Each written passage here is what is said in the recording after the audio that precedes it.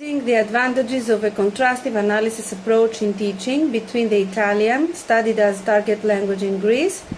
the Greek, learner source language, and English, previously learned foreign language. The case of the idiomatic expressions.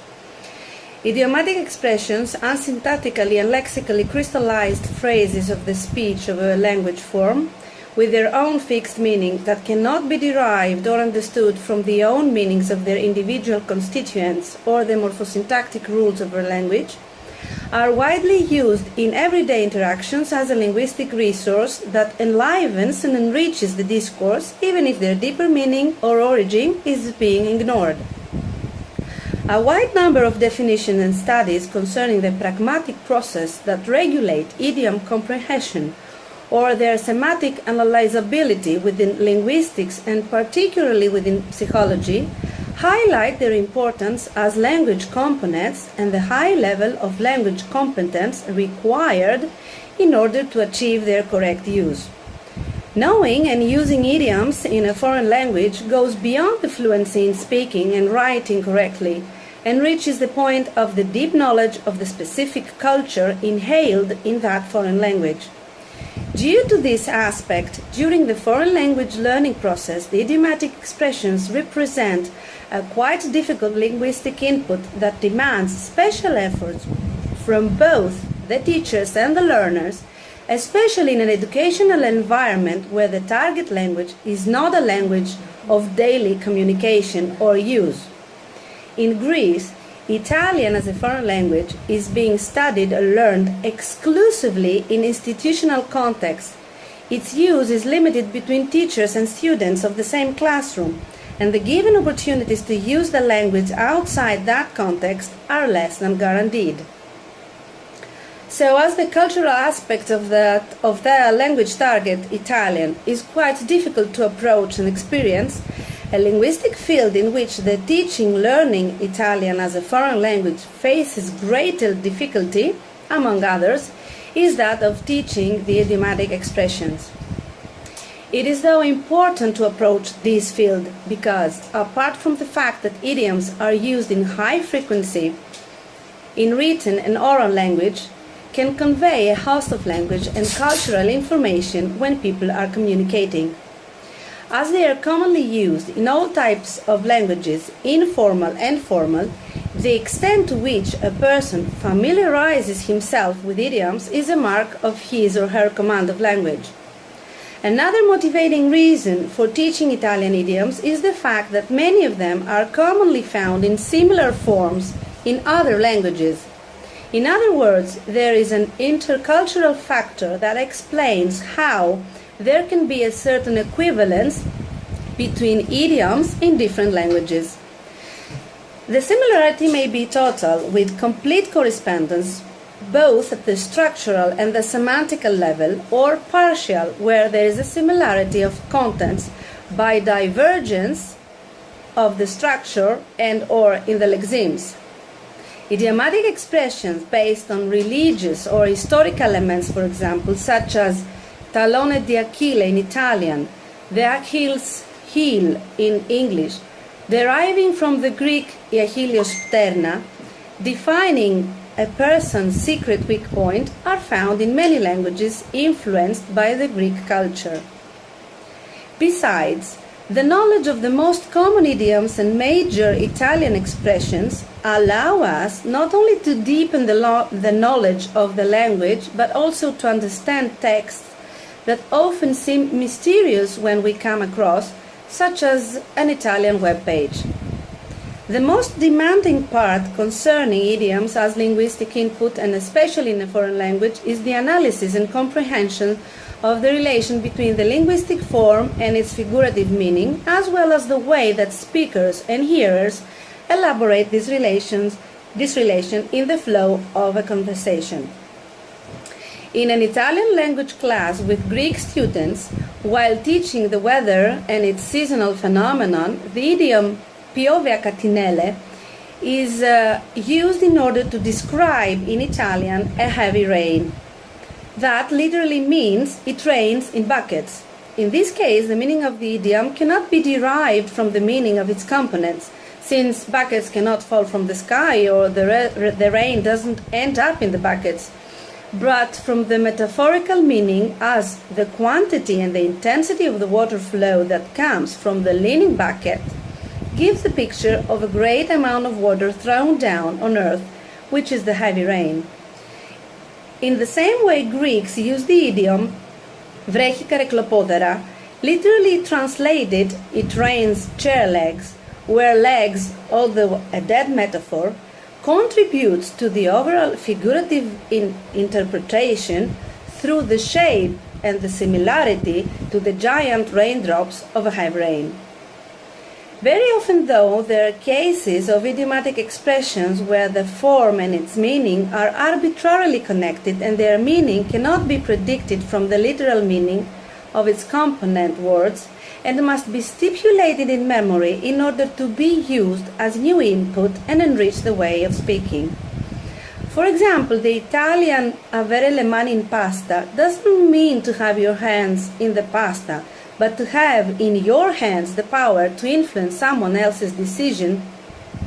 Or the Italian attaccalo al chiodo, literally translated stick it to the nail, doesn't provide any hint of its meaning, that is, forget it. In the educational context of our country, where the learner does not have the opportunity to be constantly exposed to linguistic stimuli of the foreign language, in order to transform them in a stable and lasting knowledge, the attempt to familiarize the new linguistic input comes through the interference process, that is, the interference, the impact of structures and rules of the mother tongue, or from other previously learned foreign languages upon the new one, the foreign language. In the triangle language study basis, the language besides the foreign language and the mother language that is involved and facilitates the learning process, as above described, is English, because the Greek students develop a high level of familiarization due to its integration to all educational levels and grades of the Greek educational system. So, reverting the implicit character of the interference to an explicit use under the supervision of the teacher could prove beneficial, contributing in a more consciously and more effective learning. Our main goal is to try, through our experience, to demonstrate the important benefit deriving from the contrastive study of the idiomatic expression in all three languages, English, Greek and Italian, despite the fact that constitute a difficult area to conquer as crystallized products connected to the above-mentioned different cultures. Due to the restrictions of time, we will only present a few examples of the contrastive approach. At first, regarding the language interference as a fact and its role during the teaching-learning process, which according to numerous of studies is controversial, the teacher must have the ability to use and highlight those linguistic elements and rules from each language involved that promote the best understanding of the new input, avoiding any other linguistic forms that may confuse or impede its comprehension and the learning process in general. In our case, teaching Italian idioms involving the already possessed knowledge of English, the teacher must be prepared to focus on those linguistic elements common or similar, even those differentiated that are useful according to the teaching goals. Even an obvious similarity can be very useful. For example,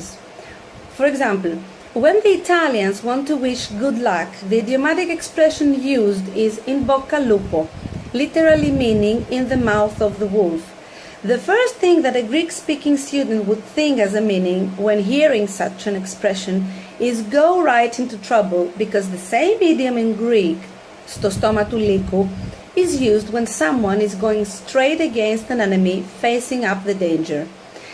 That is not a very helpful interference. Based though on the triangle language learning process, by using explicitly the interference of a previously learned language in order to teach the expression for good luck, the teacher would contrastively analyze the respective idiom in English break a leg, as the interference of the mother language would lead to buona fortuna, as literally said in Greek, kalli tichi, translated literally as good luck. The advantage here is the antiphrastic use of a form, which is the use of the opposite of the literal meaning, and so the apparently negative meaning in order to express a wish in a positive communicational context. Now, in case of idioms in correspondence, there is the advantage of morphological, semantical, and lexical similarities where the interference of any language could be useful. For example, rimboccarsi le maniche in Italian, as the English say roll up sleeves, literally exists in Greek σηκώνω τα μανίκια, and describes the commitment to begin a job, to accomplish a task, probably based on the common idea that people often literally roll up their sleeves before doing a difficult physical work. There are cases, though, where there are common Italian and Greek idioms where the English expression, although semantically identical, is differentiated either in lexical or morphological level. In this case, the teacher is focusing on the interference of Greek, helping the learners to command the Italian idiomatic expression through the similarity of the mother tongue. Essere sulla stessa lunghezza d'onda, equivalent to the Greek εκπέμπουμε στο ίδιο μήκος κύματος, literally meaning to emit at the same wavelength, and is close to the English idiom,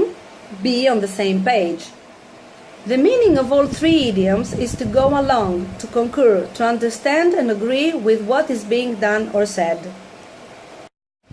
The last case we will present is when there are Italian and English idioms in correspondence, where the respective Greek ones, although semantically cover the same area,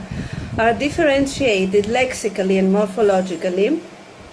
The advantage of the contrastive approach in teaching, in this case, comes from the previously learned foreign language, and to be specific, from the similarities of the English version. The Italian cane mangia cane and its respective a dog eats dog world describe the ruthless competition without self-restraint and ethics, not very far from the Greek idiom anthropos anthropo likos, literally meaning man-to-man wolf. Summarizing, we as teachers in educational environments devoid of linguistic stimuli